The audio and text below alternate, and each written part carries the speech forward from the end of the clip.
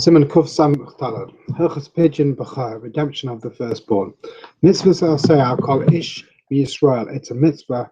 Mitzvahs Asay, an affirmative mitzvah for every Jew. Shifta Kindness Benai, Shehu B'chai Imai, that he has to redeem his son, who is a firstborn to the mother, Behei Salayim, with 5 Salayim. Matber Shalom Tzershur Kach Ache B'chulam Chamisha Loit B'shlesh. There must be, in our coinage, speaking in his time, a third lot of refined silver. So what this means is silver without impurities, the equivalent of around 78 grams of silver. Although today some people are more strict and go up to 96 grams of pure silver. And it has to be kesef sorov, which is the pure silver. He may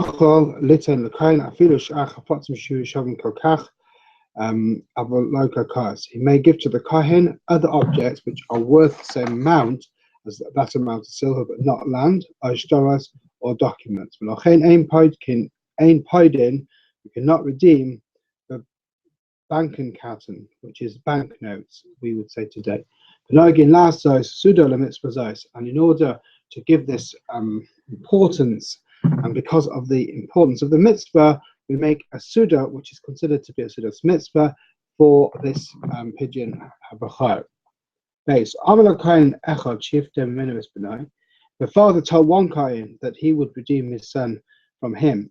He can't go back on this. If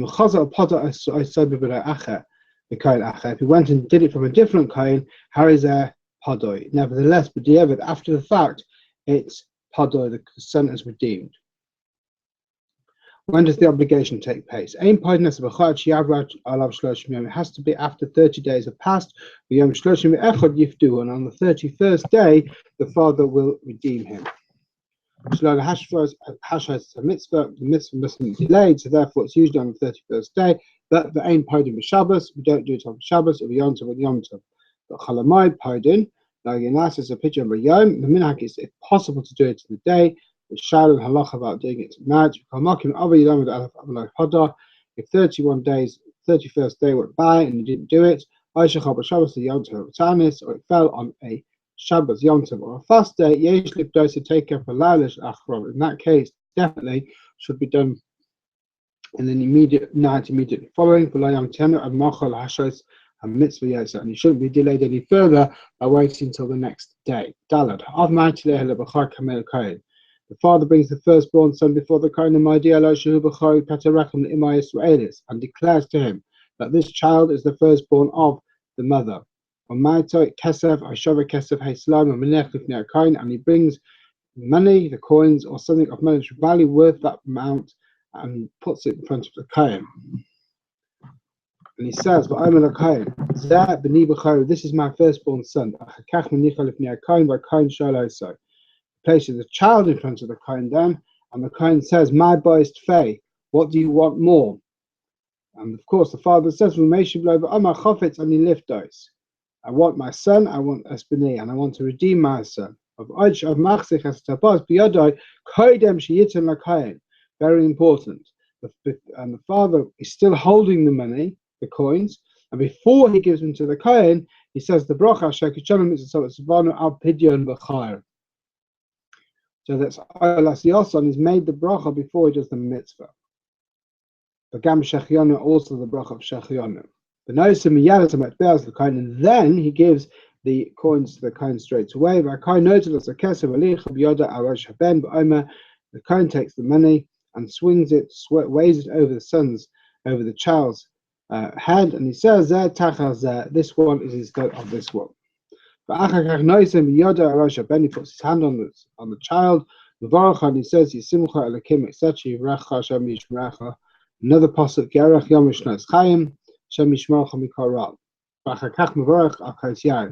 makes a bracha of break agafen. If there's no wine, we can make another national drink that was there. Then you, however, you would make the pigeon before washing your hands.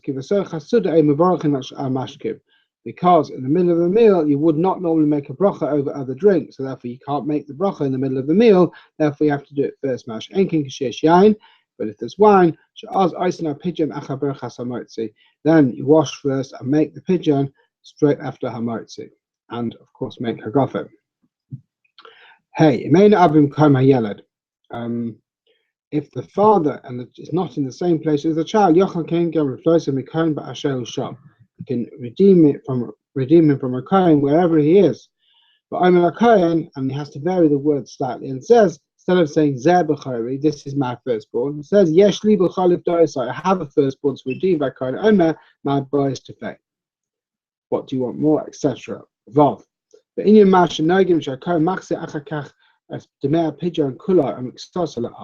What is well known that the kohen gives back the money to the father.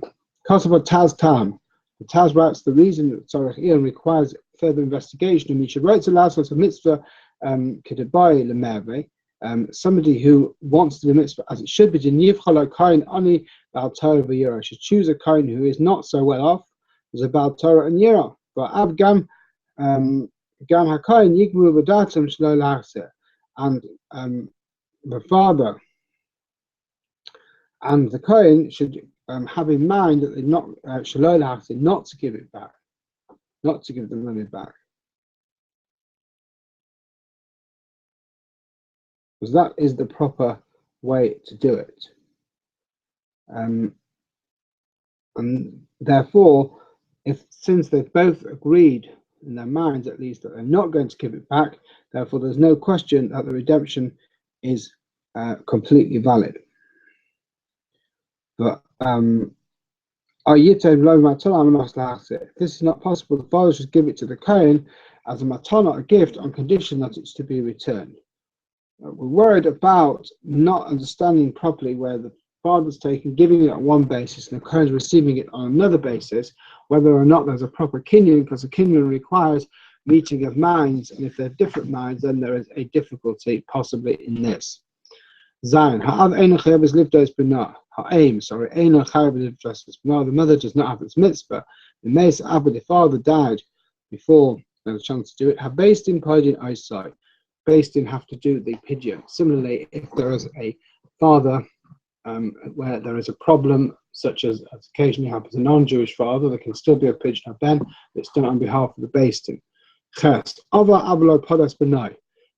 did an Avera and he didn't redeem his son, or the father died and the based in didn't do it.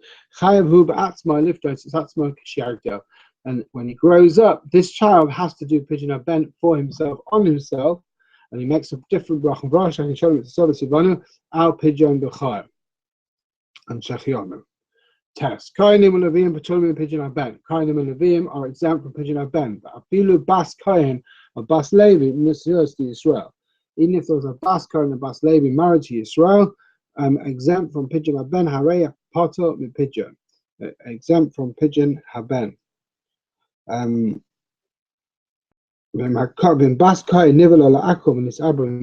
I said, yeah, I feel or she conceived afterwards lawfully, she carried a non-Jew, or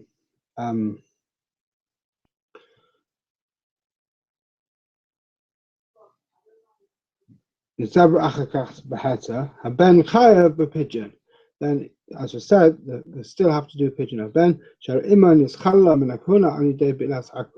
because even though she's a bas kohen in this case, then since she cohabited with a non-Jew, so she's nischalalah, she's lost her status as being a bas kohen, and therefore her child requires pigeon ben. Any case of unlawful cohabitation, then she loses the status of kohana, and therefore a pigeon ben is required, even though the mother is a kohen. If a woman had a stillbirth and then gave birth to a live child, whether she requires a pigeon ben has to be considered as a shaila in halacha, whether she should or shouldn't do so.